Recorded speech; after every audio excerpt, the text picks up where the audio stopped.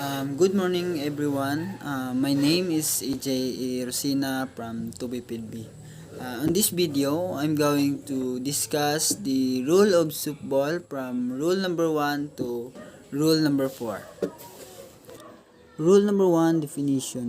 Section 1, altered bat. A bat is already when physical structure or legal has been changed. Section 2, appeal play. A ball is a play or situation which umpire cannot make a decision unless requested by manager, coach, or player of non-offending team. Note, a coach or manager may only make a dead ball appeal after stepping onto the playing field. Section 3, ball compression. Is a load force kilograms or pounds required to compress a softball 6.5 mm or 0.25 inches when measured in accordance with the ASTM or American Society for Testing and Materials. Test method for measuring compression displacement of softball. Section 4, the ball COR or the coefficient of restitution of softball when measured by the ASTM American Society for Testing and Materials test method for measuring the coefficient.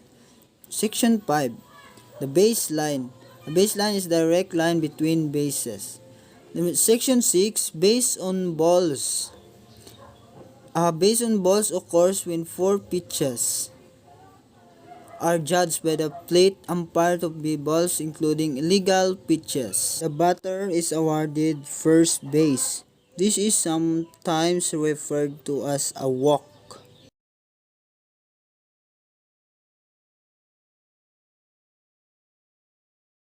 Section 7, base path. A base path is direct line between a base and the runner's position at the time a defensive player is attempting. Section 8, a batted ball. A batted ball is any ball that hits the bat or hits by the bat and lands either in fair or foul. Batter. A batter is an offensive player who enters the batter's box with the intention of aiding his team to score runs. He continues to be a batter until he either declared out by the umpire. Batter's box. The batter's box is the area to which the batter is restricted which and position with the intention of helping his team to obtain runs. The line are considered as being. Next, the battle runner. A battle runner is a player who has finished a turn but has not yet been put out or touched first base. The batting order. The batting order is an official listing of offensive players in the order in which members of the team must come to bat. When the lineup card is submitted, it shall also include each player's position. Section 13 or black ball. A black ball is a battled, thrown or pitched ball that becomes lodged in fencing or in touch, stopped or handled by a person not engaged in the game or touches any object that is not part of the official equipment or playing area or in touch by a defensive player who is in contact with the ground that is not part of the playing area. Section 14 or the bunt. A bunt is a battled ball not swung at but intentionally met with a bat and tapped slowly within a playing field. Section 15, catch. A catch is a legally caught ball which occurs when the fielder catches a battle or thrown ball with his hands or glove. In establishing a valid catch, the fielder shall hold the ball long enough to prove the ball is securely held and or that release of the ball is voluntary and intentional. If the player drops the ball after reaching into the glove to remove it or while in the act of throwing It is not catch if a fielder while gaining control collides with another player, umpire or a fence, or falls in the ground and drops the ball as a result of the collision or failing to the ground. A batted ball striking anything other than a defensive player while in its flight is ruled the same as if it struck the ground. Section 16 or catcher's box. The catcher's box is that area within which the catcher must remain until the pitch is released. The lines are to considered within the catcher's box. The pitch ball is batted, touches the ground plate or batter, or reaches the catcher's box. The lines are to be considered within the catcher's box. The catcher is considered within the box except when touching the ground outside the catcher's. Section 17, the charge conference. A charge conference taking place when the offensive team requests a suspension of play or delays play to allow the manager or other team representative to reconfer with any member of their team. Defensive conference. The defensive team requests a suspension of play to allow a representative of the defensive team to enter the playing field to communicate with any defensive player, or a fielder leaves his position and goes to the dugout and gives the umpire reason to believe that he received instruction. Section 18 or the chop ball. A chop hit ball is one at which the batter strikes downward with a chopping motion of the bat so that the ball bounces high into the air. Section 19, the coach. A coach is a person who is responsible for the team's action on the field, and he represents the team in communications with the umpire and opposing team. Section 90, the crow hop. A crow hop is defined as the act of a pitcher who does not push off from the pitcher's plate to deliver the ball. This is an illegal act if the pitcher steps off the pitcher's plate, thereby establishing a second impetus or starting point, and then pushes off from the new starting point and completes the delivery. Section 21, the dead bull. A dead bull is one that touches any object that is not part of the official equipment or official playing area or player, persons not engaged in a game, or lodges in the umpire gear or in the offensive player's clothing, or the umpire has ruled dead. Section 22 or defensive team. The defensive team is the team in the field. Section 23, the delayed dead ball. A delayed dead ball is a game situation in which the ball remains alive until the conclusion of a play.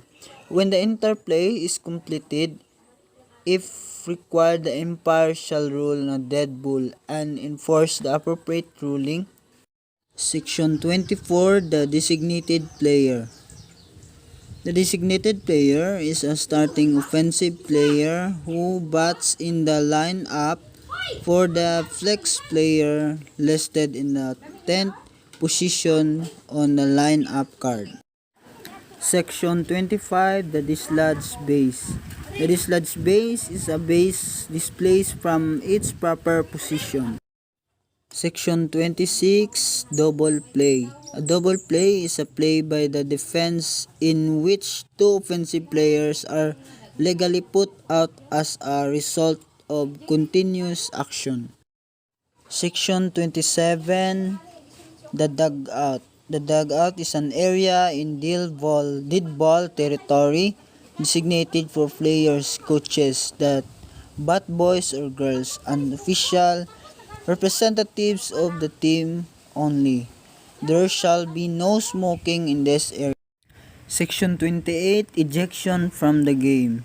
Ejection is the act of any umpire ordering a player or official or any team member to leave the game, and the grounds for a rule violation for the remainder of the game. Section 29, Fair Ball. A fair ball is legally batted ball which settles or is touched on over fair territory between home and first base or between home and third base. Bounce past first or third base on or over fair territory regardless of where the ball hits after going over the base or touches first, second, or third base. Section 30, Fair Territory. Fair territory is that part of the playing field within and including the first and third base foul lines from home base to the bottom of the extreme playing field fence and perpendicularly up. Section 31, Fake Tag. A fake tag is a form of obstruction on a runner while advancing or returning to the base by a fielder who is in possession of the ball that impedes the progress of the runner. The runner does not have to stop or slide, merely slowing down when a fake tag is simulated would constitute obstruction. Section 32, Fielder. A fielder is any defensive player of the team on the field. Section 33, Fly Ball. A fly ball is any ball batted into the air. Section 34, Fixed Player. Fixed player is the starting player for whom the designated player or DP is batting and whose name appears in the 10th position on the line-up card. Section 35, Force Out. A force out is an out which can be made only when a runner loses the right to the base which he is occupying because the batter becomes a batter runner and before the batter runner or succeeding runner has been put out. Section 36, Foray. A foray is the act of the plate umpire ruling that the game is over by declaring the non-offending team the winner. Section 37, Foul Ball. A foul ball is a legally batted ball which settles on foul territory between home and first base or between and home third base. Bounce past first or third on or over foul territory. The first touches on foul territory beyond first or third base. While on or over foul territory, touches the person, attach or detach equipment or clothing of an umpire or player, or any object foreign to the natural ground. Section 38, Foul Territory. Foul territory is any part of the player field that is not included in fair territory. Section 39, Foul Tip. A foul tip is a bat ball which goes directly from the bat to the catcher's hands, goes not higher than the batter's head, and is legally cuffed by the catcher.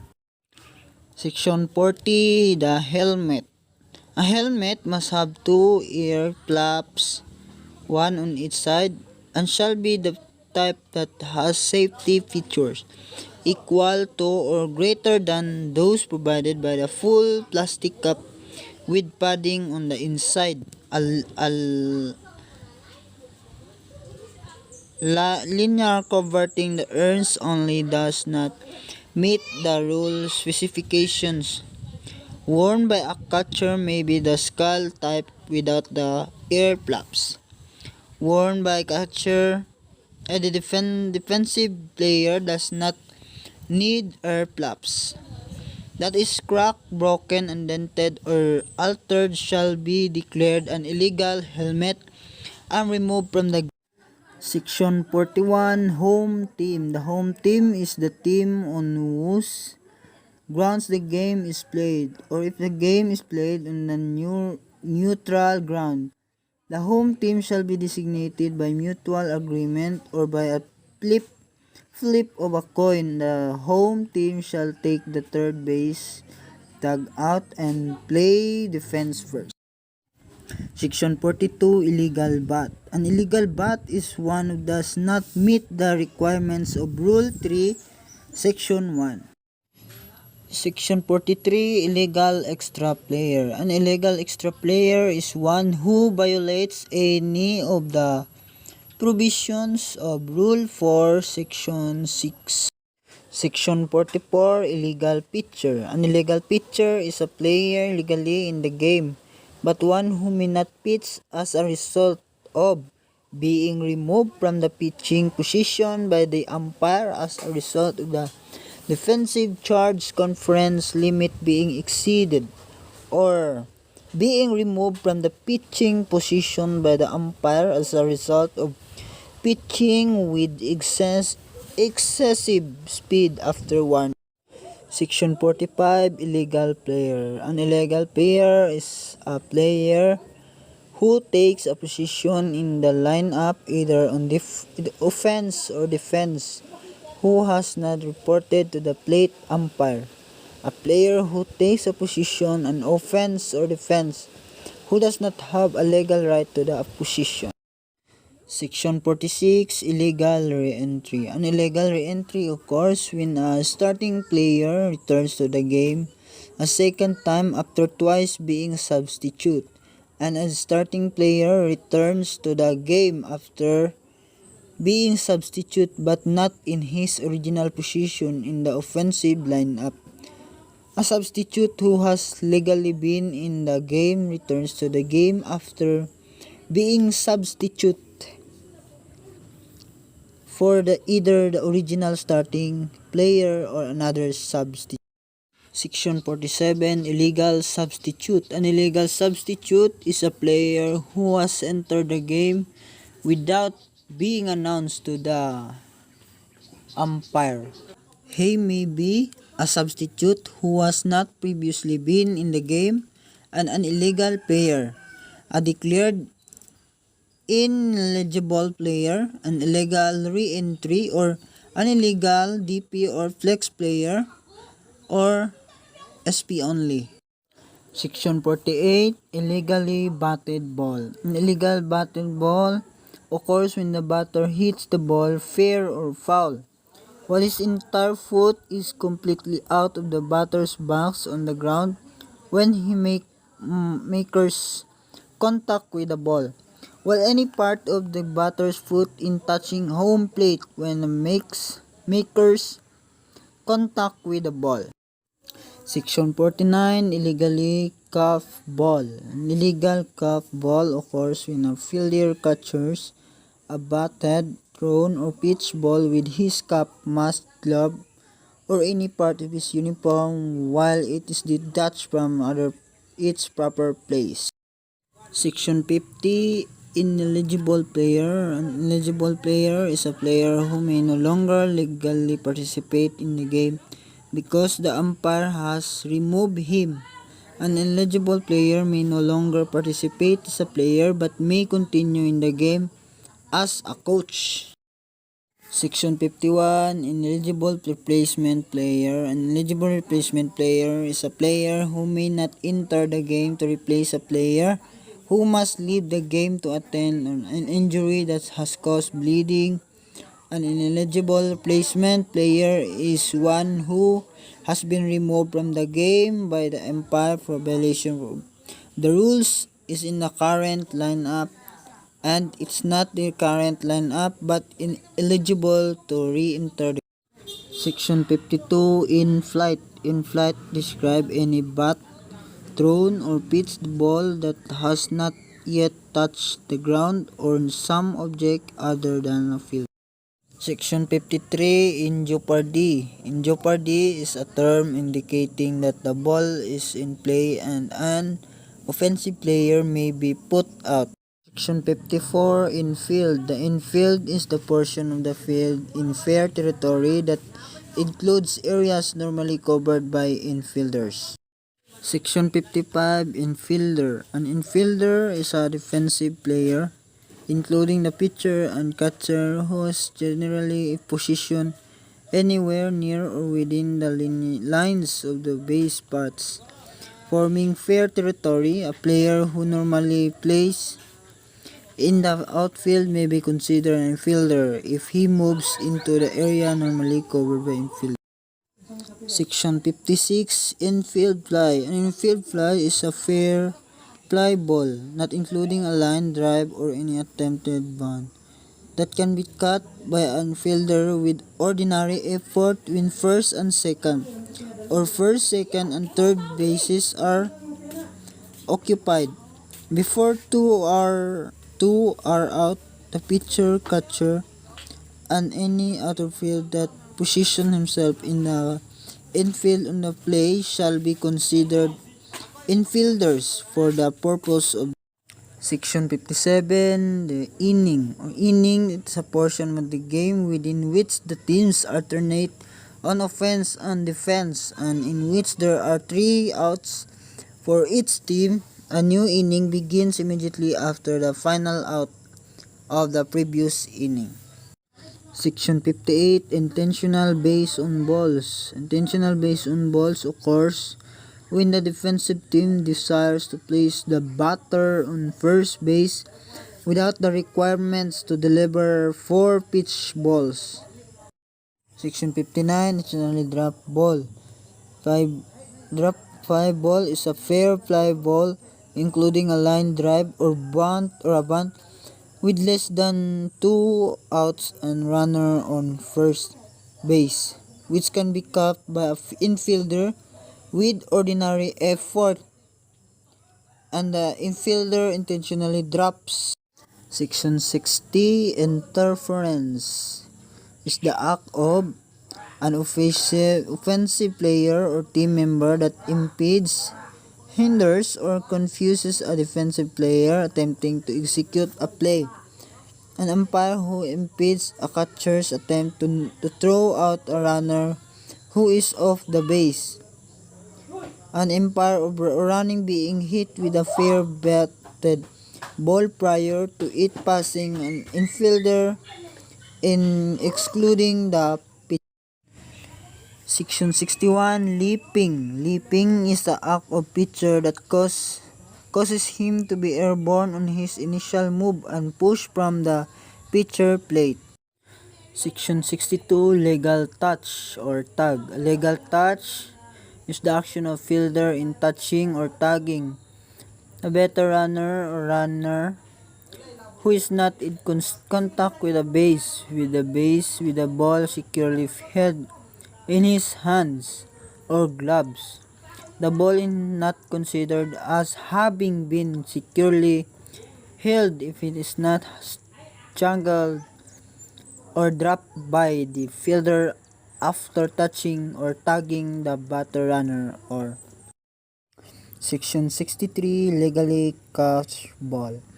A legal catch ball occurs when a fielder catches a bat, throws, and pitch ball, provided it is not caught in the fielder cap, helmet, mask, protector, bracket, or other part of his uniform. It must be caught and firmly held in the handle or glove. Section 64, Line drive. A line drive is a ball in flight that is battered sharply and directly into the playing field. Section 65, Line-up and line-up card.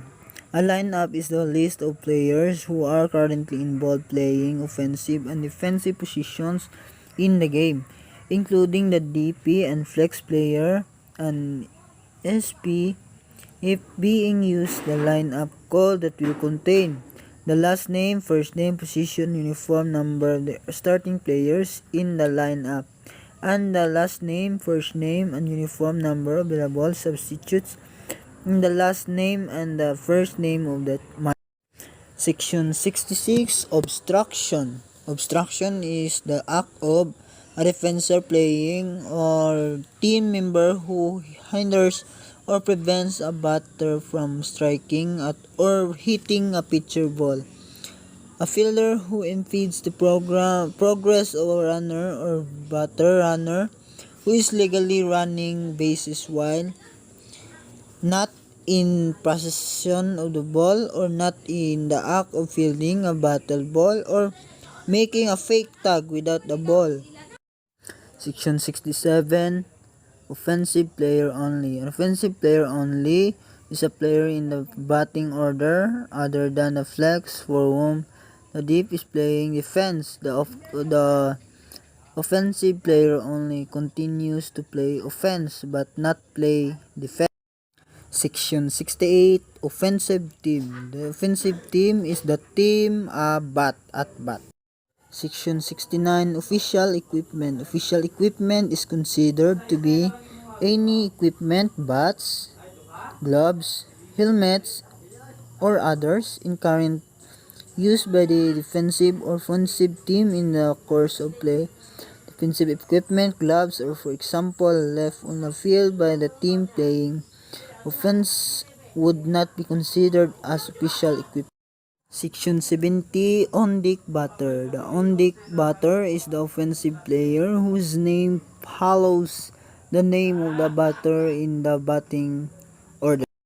Section 71, on-deck circle. The on-deck circle is that area where the on-deck batter may warm up or takes practice swings while waiting his turn to enter the batter's box. Section 72, 1 meter or 3 foot line. The 1 meter 3 foot line is the area the last half distance between home and first base where a batter runner must run to avoid him being called out for interfering with a thrown ball home plate area or with fielder attempt to take such a throw while running to first. Section 73, option play. An option play is a play which the offensive coach manager is given the choice of taking the enforcement of the illegal action of the result of the play. Such options include catcher obstruction, use of illegal glove, illegal substitution, illegal pitch, and legal pitcher return to the game and pitcher pitching and a female batter on a two-out walk.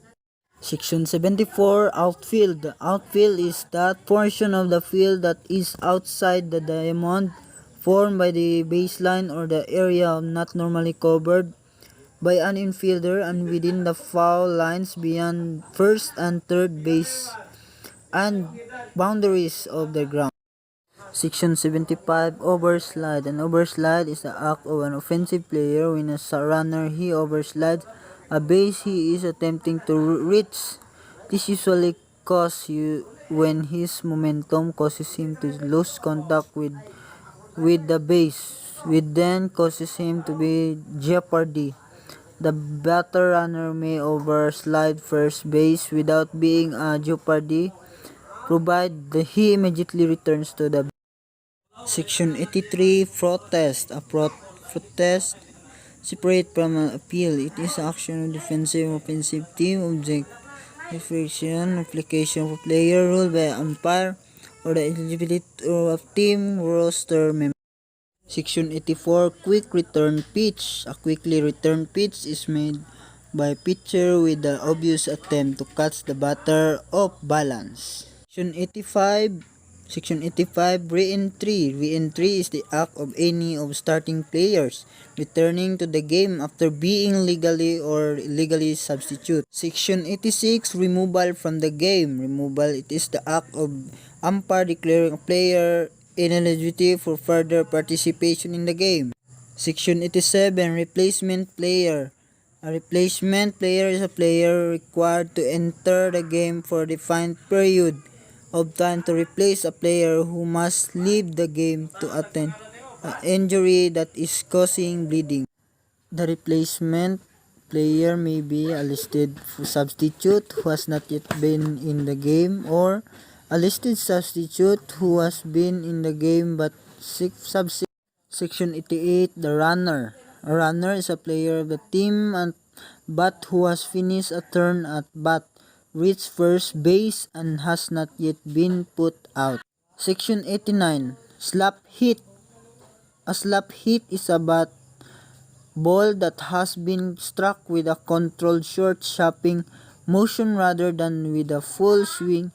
The two most common types of slap hit are those in which the batter takes his stance as if to bunt, but then either drives the ball into the ground with a quick, short swing or punch hits the ball over in. Section 90, squeeze play. A squeeze play is a play in which the offensive team with a runner on third base attempt to score the runner by means of the batter contacting the ball.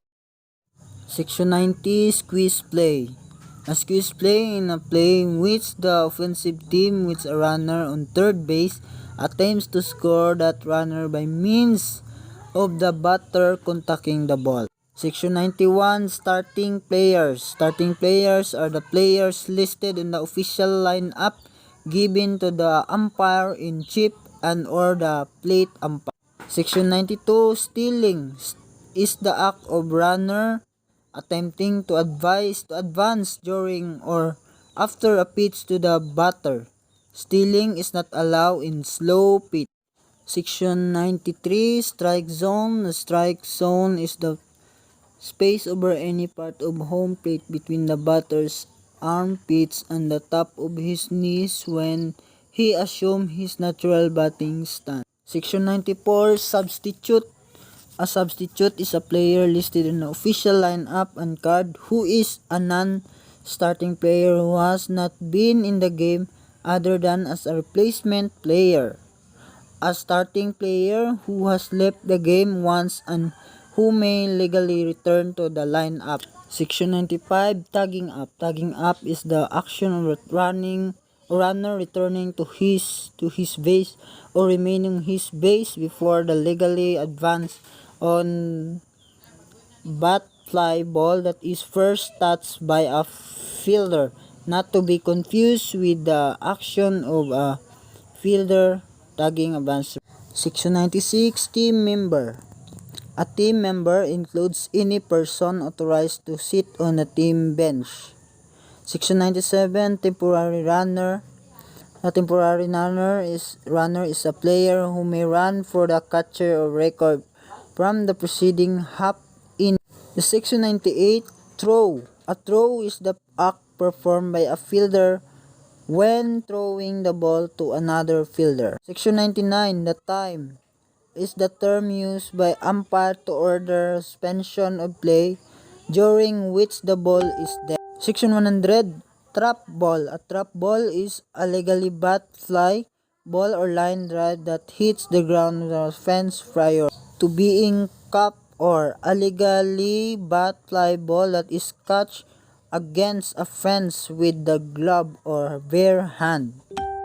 Section 101, triple play. A triple play is a continuous action play by the defense on which three offensive players are put out. Section 102, turn at bat. A turn at bat begins when player first enters the batter's box and continue until the batter is put out or become a batter runner. Section 103, wild pitch.